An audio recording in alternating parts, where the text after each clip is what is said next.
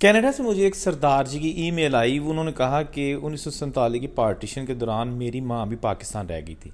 ہم سکھ فیملی تھے، ضلع اوکاڑا میں ہم رہتے تھے، اور جب ہم گاؤں چھوڑ کر آنے لگے تو میری عمر اس وقت تقریباً 3 سال تھی، اور ہم سارے فیملی ممبرز ایک قافلے کی شکل میں آ رہے تھے کہ ہم پہ حملہ ہو گیا، اور بہت ساری جو خواتین ہیں وہ اغوا ہو گئیں یا وہ اپنے پیاروں سے بچھڑ گئیں۔ اور جوں ٹائم بیتا، ملٹری نے بہت ساری خواتین کو پاکستانی مختلف علاقوں سے ریکور کر کے انڈیا بھی پہنچایا، لیکن میری ماں انڈیا نہ آئی، میری ماں پاکستان رہ گئی، اور مجھے آج تک نہیں پتا وہ زندہ ہے یا کہاں ہے، اس کے کوئی بچے بھی ہیں یا اس کو مار دیا گیا تھا۔ میرے باپ جو کہ اس دنیا میں نہیں ہے، اور میں بھی عمر سیدھا ہو چکا ہوں، میرے باپ نے مجھے بتایا کہ جب ہم سارے لوگ آ گئے تو تقریباً آدھے سے زیادہ ہمارے خاندان کے ممبر جو ہے نا وہ ان کو مار دیا گیا، وہ زندہ انڈیا نہیں آ سکے۔ ہم بہت بڑے زمیندار گھرانے سے تعلق رکھتے تھے، اور گو کہ اس وقت ہمارے پاس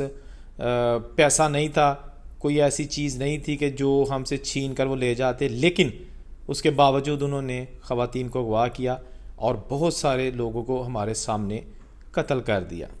سردار جی جنہوں نے یہ اپنی آپ بیتی اپنی سٹوری میرے ساتھ شیئر کی، ان کا نام گرچرن سنگھ ہے، اور اس وقت وہ کینیڈا میں ہیں۔ انہوں نے کہا کہ میں مزید اس کی تفصیلات کیمرے کے سامنے آ کے بھی کسی روز شیئر کروں گا، لیکن فی الحال میں یہی کہوں گا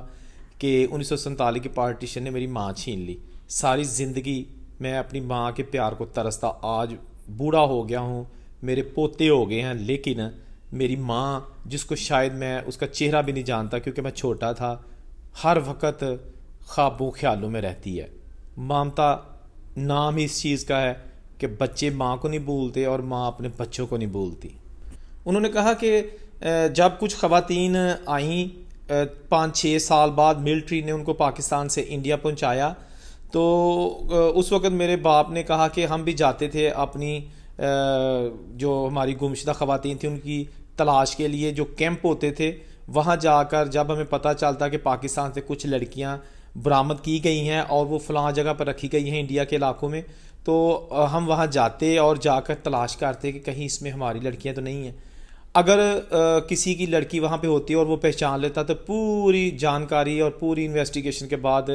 وہ جو لڑکی ہوتی، خاتون ہوتی، بچی ہوتی، یا کوئی بچہ ہوتا یا کوئی بزرگ ہوتا، تو وہ اس کے جو انڈیا والے خاندان والے ہیں ان کے حوالے کر دیا جاتا۔ میرے باپ کو اس کی اہلیہ نہ مل سکی، لیکن کچھ خواتین وہاں سے آئی، انہوں نے کہا کہ ہمارے ساتھ وہاں پر انہوں نے مار کٹائی والا سلوک تو نہیں کیا، لیکن ہم سے شادی کرنے کا ناٹک رچا کر انہوں نے ہماری عزتوں سے کھیلا، اور کچھ ایسی خواتین تھیں جو پاکستان میں اپنے بچے پیدا کر کے آئی تھیں۔ یہ میں بہت سارے لوگوں سے دوستوں سن چکا ہوں کہ آف کورس جب لڑکیاں اغوا ہوتی تھی تو ان کو سب سے پہلے وہ اپنی جنسی ہوس کا نشانہ بناتے، جو بھی اغوا کرتا، خواہ وہ پاکستان میں یا خواہ وہ انڈیا میں، وہ ان کو اپنی جنسی ہوس کا نشانہ بناتا، اور اس کے بعد ان کو جو دوسرے علاقے ہیں وہاں پر لے جا کر رکھا جاتا۔ اس وقت جو زمینیں زرعی رقبہ ہوتا ہے وہاں پر کنویں لگائے جاتے تھے تاکہ کھیتوں کو پانی دیا جائے، وہاں پر چھوٹے چھوٹے کمرے بھی بنائے جاتے تھے جن میں جو زمیندار ہوتے وہ اپنا سامان رکھتے، وہاں پر موسٹلی خواتین کو رکھا جاتا تاکہ گاؤں میں ملٹری آتی ہے اور گاؤں والوں کو پتہ چل جائے گا کہ اگر پاکستان میں ہے تو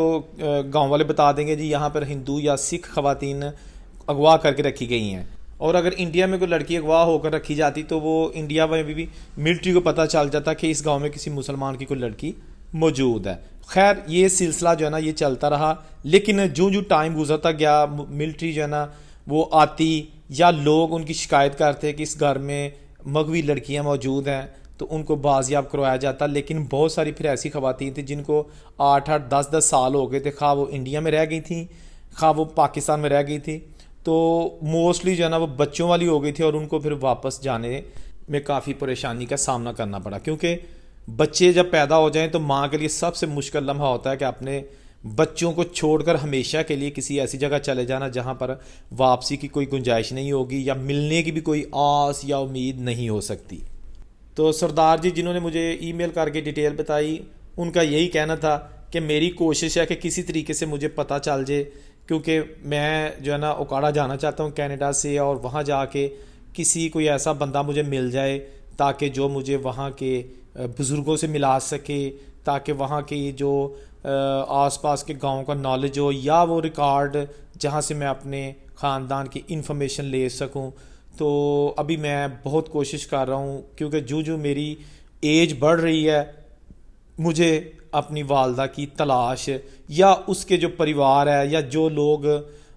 اس کو جانتے ہیں ان کی تلاش ہے، اس کی جو طلب ہے، اس کی جو امید ہے، آس ہے، وہ بڑھتی جا رہی ہے۔ گو کہ اب میں بوڑھا ہو چکا ہوں اور میری بھی ایج تقریباً 78 ایئرس کے لگ بھگ ہے، اور میری کوشش ہے کہ ایک بار میں اپنی ماں یا اس کے جو بھی خاندان والے ہوں گے پاکستان میں ان کو تلاش کر سکوں، ان سے مل سکوں اگر وہ زندہ ہے۔ مجھے یہ بھی یقین ہے کہ ہو سکتا ہے کہ وہ اب زندہ نہ ہو، کیونکہ اس وقت وہ شادی شدہ تھی اور اتنی ایج کوئی خاتون نہیں پا سکتی، کیونکہ اب اگر زندہ بھی ہوگی تو وہ تقریباً 90 سال سے زیادہ اس کی ایج ہوگی، یعنی کہ کم از کم 95 یا 100 سال کے لگ بھگ۔ تو ایسا ممکن نہیں، اس لیے میں کرتا ہوں کوشش کہ کیسے وہ جگہ تلاش کی جائے جہاں میری ماں نے ساری زندگی گزار دی، اپنوں سے بچھڑ کر ایسے لوگوں میں گزار دی کہ جو اس کے اپنے نہیں تھے لیکن شاید پھر اپنے بن گئے ہوں۔ دوستو اس ویڈیو کا جلد میں فیڈ بیک بھی آپ کو دوں گا، اور کوشش کروں گا کہ مزید انفارمیشن اس ویڈیو کی جو ہے نا وہ آپ کے ساتھ شیئر کی جائیں، اور سردار جی کا جو ہے نا وہ ایک انٹرویو بھی کنڈکٹ کیا جائے تاکہ مزید حقائق ان سے جانے جائیں۔ اللہ حافظ۔